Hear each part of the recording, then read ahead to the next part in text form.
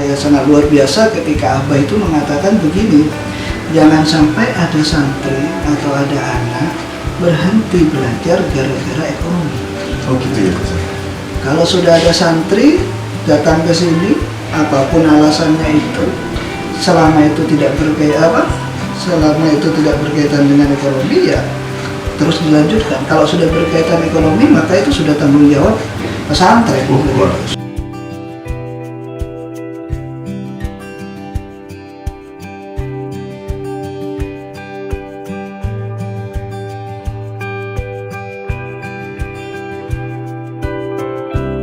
Assalamualaikum warahmatullahi wabarakatuh. Ketemu lagi di channel Asyafi'i Group.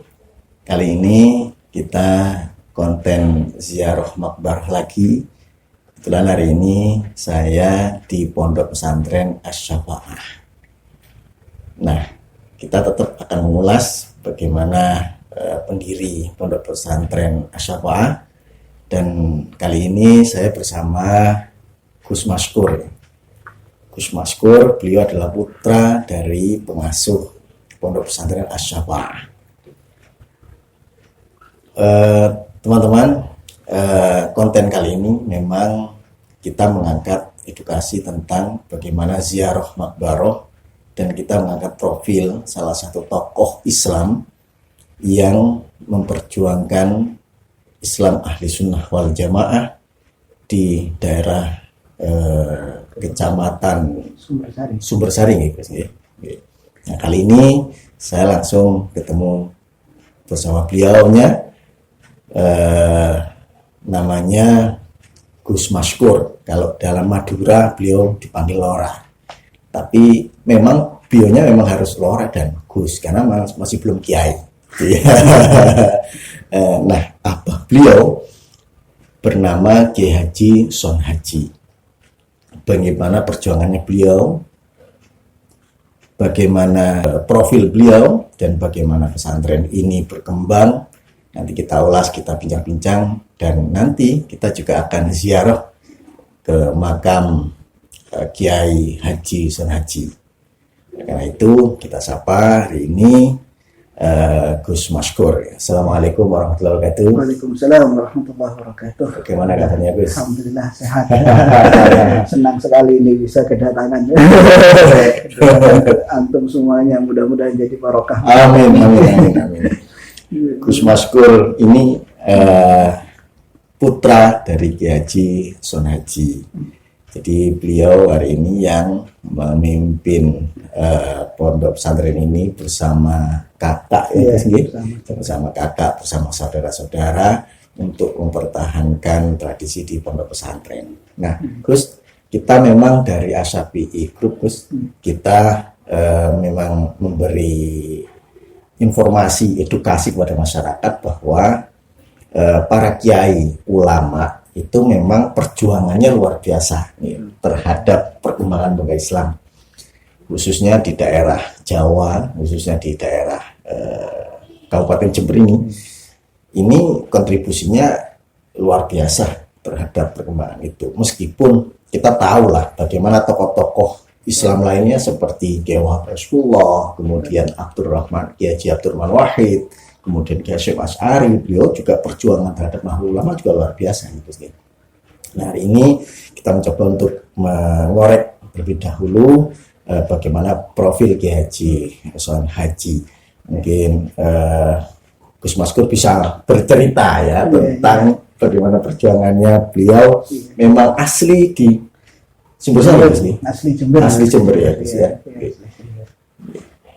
Ya, Abah itu almarhum Almarhumullah selepas dari pesantren dulu Abah sempat nyantri di Al-Wafa Tempurjo. Oh, Tempurjo. Ya, dan Abah termasuk santri klasik lah, karena masih menangi dengan Kiai Sepuh. Meskipun hanya Kiai Haji Ali Wafa. Kiai Ali Wafa, meskipun hanya beberapa tahun, 3 atau 4 tahun begitu katanya. Jadi setelah mondok kurang lebih 14 tahunan, Abah itu langsung membabat di sini. Dulu di sini ini masih banyak ilalang, masih tidak terurus gitu. Dan seperti lahan yang ya, tidak bertuan ya Gus ya. Seperti lahan mati, lahan mati. Ya. Dan masyarakatnya pun masya Allah macam-macam. Yang namanya orang yang suka ngadu ayam itu banyak ya. Banyak. Bahkan dulu tempat prostitusi di daerah sekarang jadi pasar Sabtuan itu banyak, ramai sekali. Oh gitu, itu dulu prostitusi ya, tempat prostitusi, tempat perjudian dan lain sebagainya. Dan kebetulan saya waktu itu ya masih seusia SD lah mungkin ya, jadi masih sempat tahu lah keadaan-keadaan itu seperti itu. Terus bagaimana misalnya masyarakatnya jangankan mengenal agama begitu kan ya, untuk berbuat baik kok rasanya sulit begitu. Apa itu cerita dulu misalnya hampir setiap hari itu kehilangan begitu karena saking banyaknya pencuri. bahkan semua yang dijemur pakaian atau apa begitu hilang begitu. Beliau di dalamnya beliau nggak apa-apa beliau berusaha karena enak leluasa kita diskusi di dalamnya beliau ini. Iya. Gitu. Ya begitu perjuangan Abah bagaimana pertama menata masyarakat. Dari awal dulu di kampung tidak ada masjid, terus sama-sama dengan masyarakat membangun masjid. Ya alhamdulillah sampai sekarang masjidnya masih terus berkembang begitu kan. Ya masjid di kampung dan masjid apa namanya Gus? Masjid At-Taubah. Masjid At-Taubah. Termasuk yang bersama-sama masyarakat mendirikan. Terus juga bukan hanya mendirikan tapi juga mengisi bersama-sama masyarakat. Itu hampir kalau tidak ngajar santri ya ngopeni masyarakat ya kadang mohon maaf kalau sudah keluar begitu kan, keluar pagi pulang malam sampai anaknya jarang ketemu. Mendedikasikan hidupnya untuk masyarakat Islam ya. Iya itu apa lakukan secara istiqomah. Dari awalnya ini pesantrennya masih berupa gedek dulu Gus, nggak ada tembok dulu. Itu dari bambu ya begitu. Terus ya berlahan-lahan sambil membenahi diri, membenahi masyarakat. Terus apa juga mungkin paham begitu kan kalau ke depan itu yang namanya pendidikan agama itu harus betul-betul jadi perhatian utama. Karenanya semua putra-putri Abah itu selalu dipesantrenkan, dimondokkan. Jadi kakak itu alumni Bata-Bata, Madura, ya, Mbak sendiri alumni Tempurjo. Terus ada juga Mbak saya yang alumni Asri. Adik itu alumni Nurul Jadid, Python. Terus saya sendiri alumni Al-Amin begitu kan. Jadi Al-Amin Madura. Jadi ya tujuannya yaitu bagaimana anak-anak ini disiapkan ilmunya sehingga nanti bisa melanjutkan perjuangan apa. Kira-kira begitu ya. Ya kalau mau ngelihat dari segi perjuangan ya perjuangan Abah itu luar biasa lah dibanding anak-anaknya ini. Kalau anaknya kan tinggal semuanya sudah ada lah, bisa dikatakan begitu gitu kan. Kalau Abah itu kan dari nol, babat dari pertama begitu kan. Mungkin amalia istiqomahnya mungkin Mas Maskur pernah tahu beliau. Ya Abah itu kalau sudah waktu ngajar beliau itu tidak mau diganggu biasanya. Istiqomahnya di situ. Istiqomahnya beliau ngajar saja. Kalau misalnya waktu ngajar terus ada tamu, biasanya Abah itu mengganti waktu ngajar.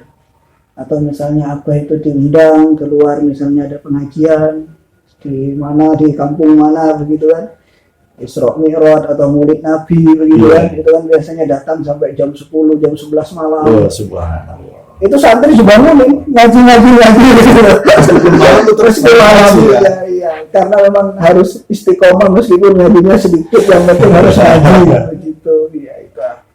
Dan ya alhamdulillah Abah ini termasuk kalau di Jember sendiri bersama almarhum Gus Yus Yusuf Darussalam, Iya, Yusuf Muhammad. Yusuf Muhammad ini termasuk Dewan Tafkir yang memprakarsai berdirinya Lajnah Pembinaan Akhlak Islamiyah LPAI Jember. LPAI. Ya, jadi masih sering kalau ada kumpul-kumpul LPAI selalu hadir biasanya.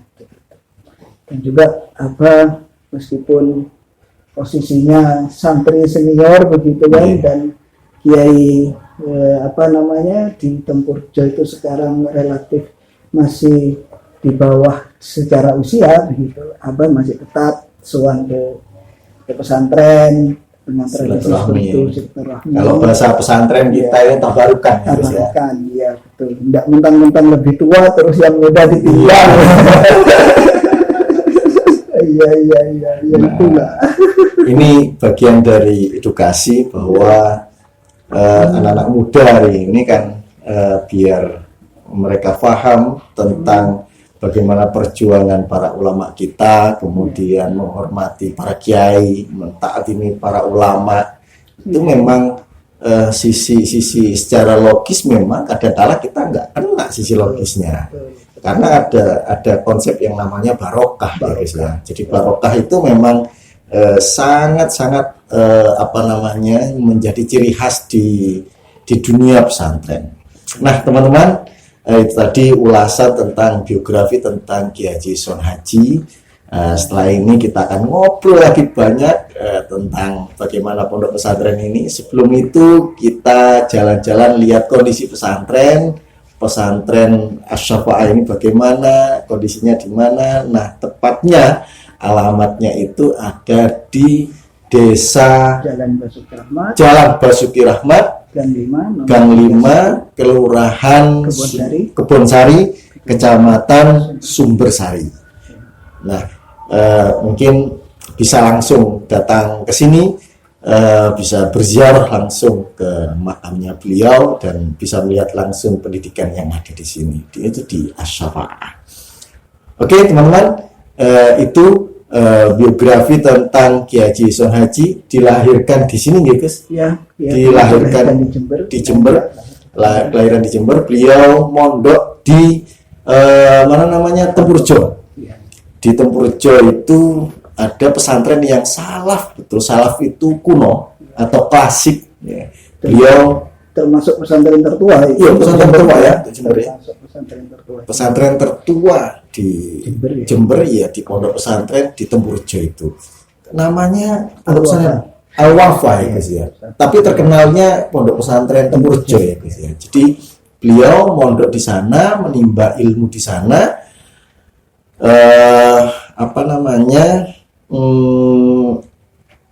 Perjuangan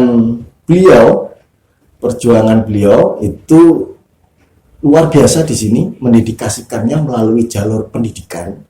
Jadi beliau memberikan majelis taklim di masjid dan mendirikan masjid bersama masyarakat, dan tantangannya luar biasa. Nah, ini yang harus kita pahami, bahwa perjuangan itu tidak seperti sekarang ini yang dilihat ya. Artinya sudah ada pesantrennya, sudah ada pondoknya, sudah ada musolahnya. Kalau dulu ya secara geografis yang sudah dijelaskan tadi itu banyak beda sosial ya. Masyarakatnya sangat berbeda-beda, ada yang mengerti tentang agama, bahkan yang tidak paham tentang agama. Bagaimana memfahamkan tentang agama, itu perjuangan beliau melalui majelis-majelis taklim, pendidikan, dan alhamdulillah bisa mendirikan pondok pesantren. Bagaimana pondok pesantrennya? Kita akan lihat dulu di video-video tentang kondisi pondok pesantren Asy-Syafa'ah. Oke, kita lihat.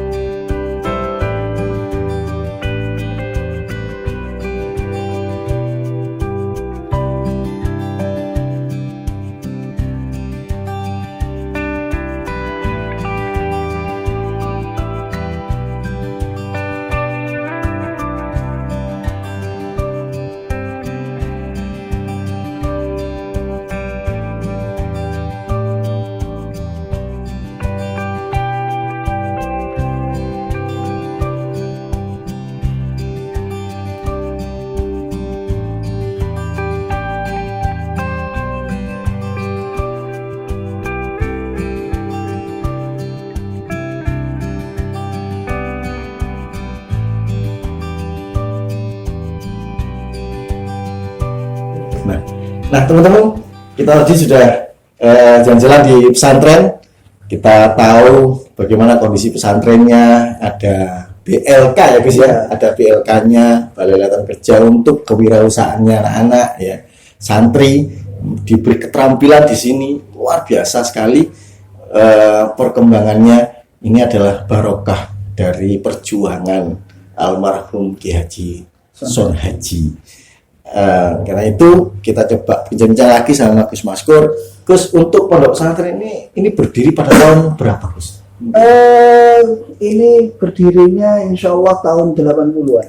80 ya, sekitar 80 itu sudah mulai ada cikal bakal lah. Karena memang awalnya yang semacam kayak ada surau begitu. Jadi ada kayak majelis taklim ya. Surau ya. Musola kan, kalau dulu kan dikenalnya surau ya langgar kata orang Madura itu langgar. Jadi di situ Abah memulai dengan santri yang mungkin waktu itu hanya 10 orang gitu, dari 10 orang. Jadi kalau dulu masih anak-anak tidak memikirkan itu pendidikan umum sekolah, itu kan enggak memikirkan itu. Yang dipikirkan prioritasnya adalah pendidikan agama itu ya, pendidikan mental, akhlak dan sebagainya, itu yang berkaitan dengan agama. Jadi pada awalnya seperti itu. Jadi yang diajarkan lebih cenderung kepada ilmu-ilmu agama, semacam kayak misalnya kalau kitab ta'lim bagaimana kitabnya para santri ta'lim gimana anak-anak belajar menghormati orang lain kan gitu kan. Ya, kalau yang fikih ya saya pikir hampir sama semuanya gitu kan, dari kitab Sulam Safina dari awal gitu sampai Fathul Qorib, kitab klasik yang bermadhab Asy-Syafi'i ya guys ya. Iya, bermadhab Asy-Syafi'i betul. Ya dari itu kemudian karena berbagai macam perkembangan begitu kan, dan juga melihat ini kalau tidak mengikuti perkembangan zaman ini bisa pesantren nanti akan kehilangan partisipasi dari masyarakat. Gitu. Sehingga kemudian cara berdakwahnya ngikuti perkembangan zamannya. Iya betul. Sehingga kemudian waktu itu yang mulailah ada sekolah SMP terbuka, waktu itu masih sifatnya masih SMP terbuka. Dari situ kemudian muncullah SD, muncul TK, muncul SMK. Sekarang nih SMK-nya ya baru lah. Antum kan lebih paham urutan SMK. Iya. Nah Gus, dia kan luar biasa Gus nih, perjuangannya Kiai terhadap untuk mendirikan pesantren ini.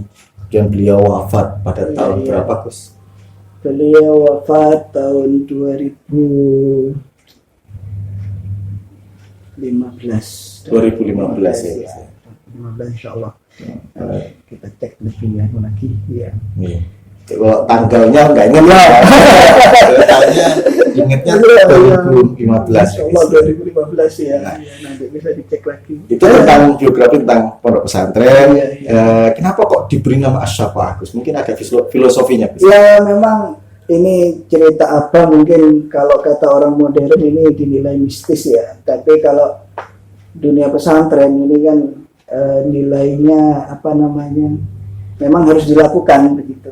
Jadi ketika Abah itu harus memberi sebuah nama, Abah itu melakukan istikharah kurang lebih 1 bulanan untuk memunculkan nama itu. Akhirnya Abah bermimpi begitu.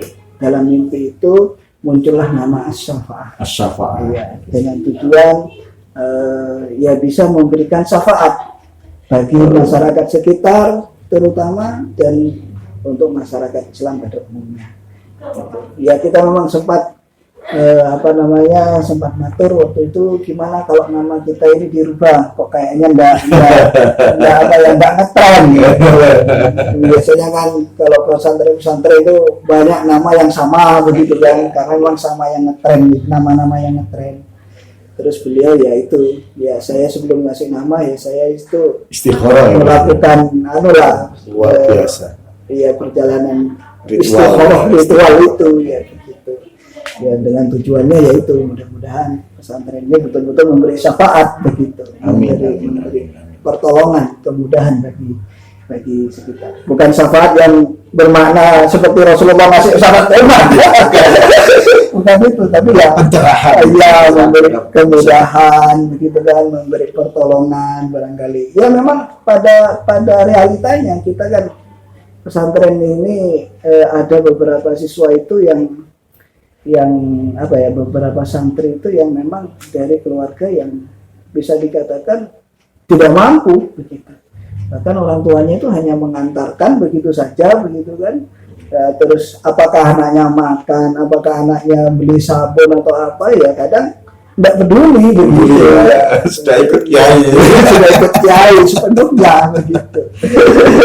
Tapi ya itu ya bagian dari sebuah perjuangan. Dan satu hal yang menurut saya sangat luar biasa ketika Abah itu mengatakan begini, jangan sampai ada santri atau ada anak berhenti belajar gara-gara ekonomi.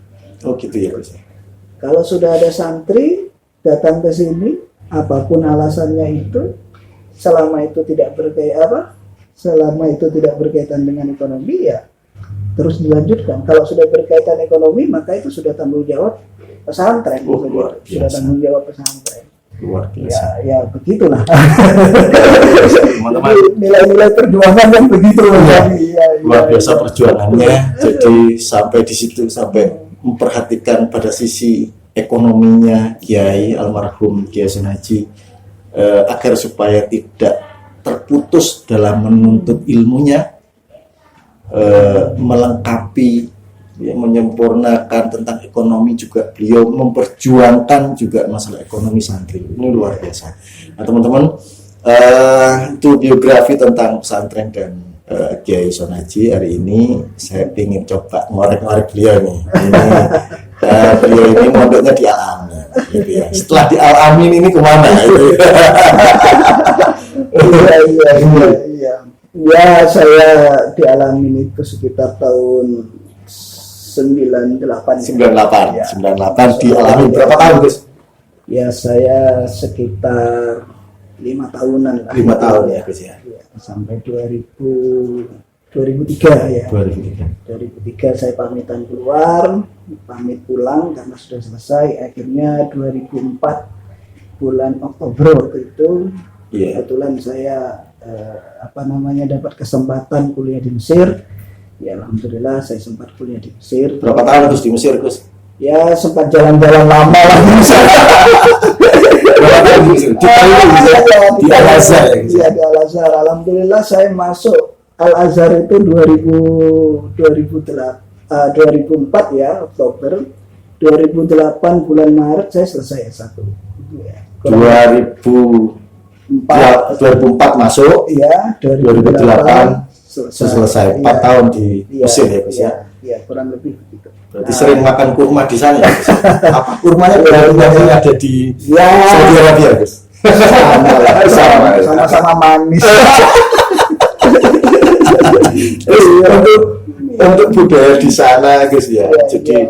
kayak kalau di sini sujar Gus ya. Iya, Rokok ya. rokok. Kalau di sana ceritanya bagaimana Gus ya? Iya. Kalau di Mesir itu mungkin karena masyarakatnya itu tidak seperti masyarakat Arab pada umumnya. Kalau masyarakat yang memiliki penghasilan besar semacam kayak ada minyaknya begitu kan, ada sumber alamnya yang besar, itu rata-rata mereka untuk urusan pendidikan agak malas begitu. Tapi kalau Mesir ini kan termasuk masyarakat Arab yang sumber alamnya tidak seberapa, sehingga kemudian mereka berpikir untuk merubah hidup itu salah satu cara melalui jalur ilmu.